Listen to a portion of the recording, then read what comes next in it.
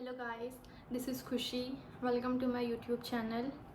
जैसे कि कल मेरा इंट्रोडक्शन वीडियो आया था, उसके बाद ये मेरा फर्स्ट वीडियो है जिसमें हम लोग डिस्कस करने वाले हैं what is NEET. So basically NEET एक बैटल है, जंग है, एक युद्ध है जो कि हमें लड़ना है। ठीक है। सो नीट क्या होता है? नीट एक 2 साल की जर्नी होती है जो कि हम बहुत अच्छे से डिस्कस करने वाले हैं। बट उससे पहले हम ये जान लेते हैं कि नीट एग्ज़ाम क्या होता है, इसमें एग्ज़ाम का पैटर्न क्या होता है, पेपर का पैटर्न क्या होता है, इसका स्ट्रक्चर क्या होता है। सो मैं आई होप सो कि आप सभी को एक वीडियो में आपकी पूरी इन्फॉर्मेशन मिल जाए। आप जो भी जानना चाहते हैं वो आपको एक वीडियो में मिल जाए। सो हम डिस्कस करते हैं सबसे पहले कि नीट एग्ज़ाम क्या होता है। उससे भी पहले हम ये जान लेते हैं कि what is the full form of NEET. आप में से मैक्सिमम स्टूडेंट्स को पता होगा कि नीट का फुल फॉर्म क्या होता है, बट फिर भी मैं बता देती हूँ जिनको नहीं पता उनके लिए कि नीट का फुल फॉर्म होता है national eligibility cum entrance test, जो कि वो बच्चे देते हैं जिनको इन फ्यूचर डॉक्टर बनना है। बट आज के टाइम पर ऐसा नहीं है, क्योंकि मैक्सिमम कोर्सेज ऐसे हैं जिनमें कि नीट एग्ज़ाम देना कंपलसरी हो गया है। अगर आपको किसी भी कोर्स में एडमिशन लेना है तो आपको नीट एग्ज़ाम देना ही पड़ेगा, उसके बाद ही आपको एडमिशन मिलेगा। इसके बाद हम लोग बात कर लेते हैं कि नीट एग्ज़ाम जो है वो कंडक्ट कौन कराता है।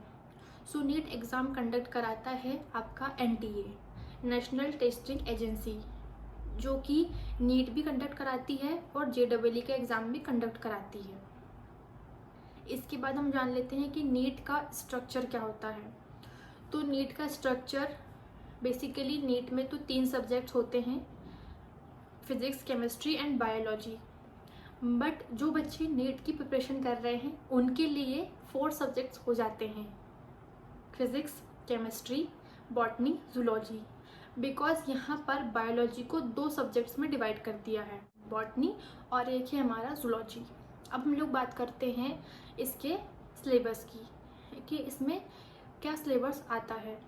सो बेसिकली हमारे नीट के सिलेबस में आता है आपका 11th और 12th का। जो भी आपने 11th और 12th में पढ़ा है वही आपसे नीट में पूछा जाता है।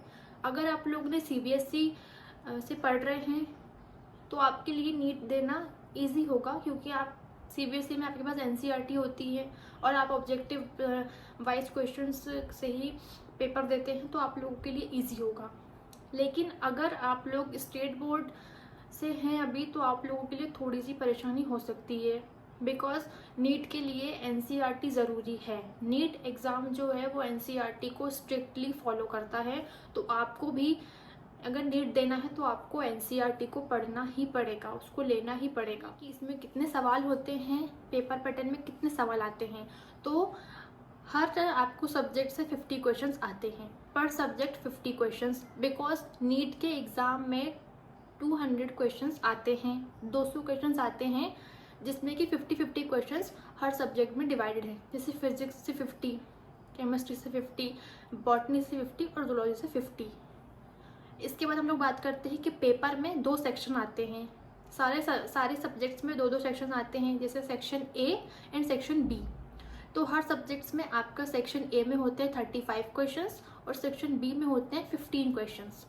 सेक्शन A में से आपको सारे क्वेश्चंस करना कंपलसरी है, बट सेक्शन B में 15 क्वेश्चंस में से आप 10 क्वेश्चंस कर सकते हैं, कंपलसरी ये करना, बट 5 आप लोग छोड़ सकते हैं, वो ऑप्शनल होते हैं। So out of 15 questions, 10 questions have to be attempted compulsory। इसके बाद हम लोग बात करते हैं कि नीट का एग्ज़ाम जो है वो कितने मार्क्स का होता है।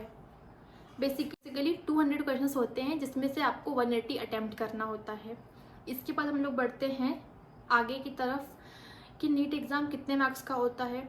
सो नीट एग्ज़ाम होता है आपका 720 मार्क्स का। कैसे होता है?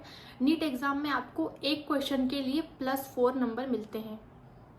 जैसे कि आपने एक क्वेश्चन सही किया तो आपको 4 मार्क्स मिले।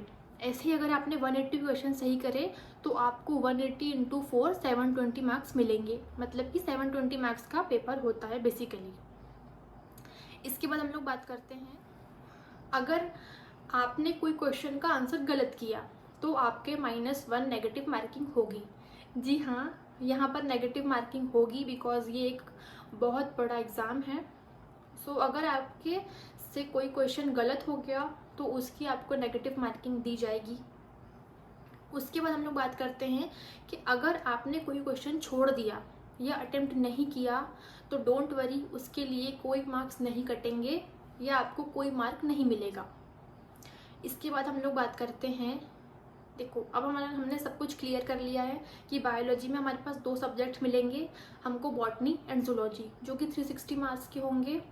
इसके बाद हम लोग बात करते हैं कि फिजिक्स और केमिस्ट्री 180 इंडिविजुअली उनको दिया जाएगा। इसके बाद हम लोग बात करते हैं, सो ये हमारा 720 का पूरा हो चुका है, 720 मार्क्स का हमारा पेपर आता है, ये हमने समझ लिया है। अब इसमें जो है वो बायोलॉजी सब्जेक्ट वाइज जो है वो सबसे ऊपर रखा जाता है। क्यों रखा जाता है? क्योंकि यहाँ पर बायोलॉजी जो है वो इजी सब्जेक्ट माना गया है। क्यों?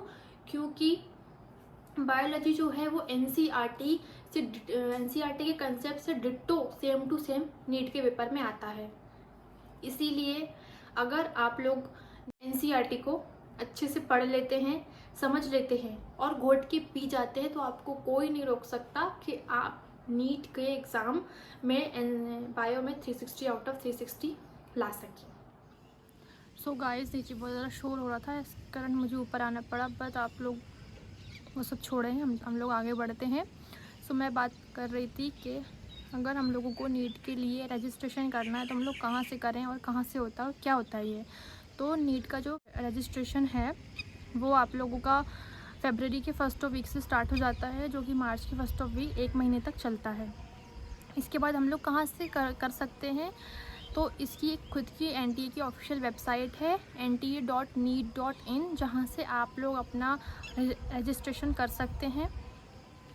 इसके बाद सबसे इम्पॉर्टेंट बात कि नीट का एग्ज़ाम होता कब है, तो नीट का एग्ज़ाम जो है वो मई के फर्स्ट संडे में होता है।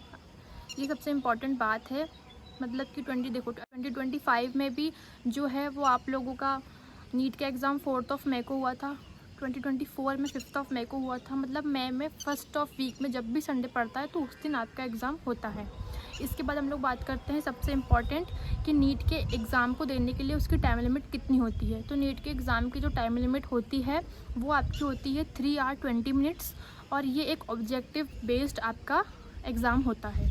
इसके बाद हम लोग बात करते हैं, सो गाइस, नीट में रजिस्ट्रेशन करने के लिए इसकी एक फ़ी होती है जो कि हर स्टूडेंट को देना कंपलसरी होता है अगर आप लोग नीट देना चाहते हैं तो इसकी फ़ी जो है वो कैटेगरी वाइज डिवाइड होती है। जैसे कि जनरल कैटेगरी के लिए 1700 रुपीज़, ओबीसी कैटेगरी के लिए 1600 रुपीज़ और SC एंड ST वालों के लिए 1000 रुपीज़। इसके बाद हम लोग बात करते हैं, सो गाइस, आप जानते हैं कि इसका कट ऑफ कैसे डिसाइड होता है। तो इसका कट ऑफ जो है वो एग्ज़ाम के बाद डिसाइड होता है, जब आपका रिज़ल्ट आता है, आपके रिज़ल्ट के बेसिस पर कट ऑफ डिसाइड होता है। इसके बाद बात करते हैं कि इसमें एलिजिबिलिटी क्राइटेरिया क्या क्या है। सबसे इम्पॉर्टेंट बात, इसमें आप लोगों को 12th क्वालिफाई करना बहुत ज़रूरी है, क्योंकि ये क्वालिफिकेटिव एग्ज़ाम है जिसमें कि आप लोगों को 12th क्वालिफाई करना कंपलसरी है। और 12th में अगर आप लोग जनरल कैटेगरी से हैं तो आपको 50% मार्क्स लाना कंपलसरी है, और अगर आप लोग ओबीसी या SC ST कैटेगरी से हैं तो आप लोगों को 40% लाना ज़रूरी है तीनों सब्जेक्ट्स में। तो गाइज़, आई होप सो कि आपको एक वीडियो में आपकी सारी इन्फॉर्मेशन मिल गई हो, और आपको आज की वीडियो कैसी लगी ये मुझे ज़रूर बताना। एंड लाइक शेयर सब्सक्राइब ज़रूर करना, and don't forget to hit the bell icon, और कमेंट में मुझे ज़रूर बताना कि आप लोगों को ये वीडियो कैसी लगी। Bye bye guys, thank you.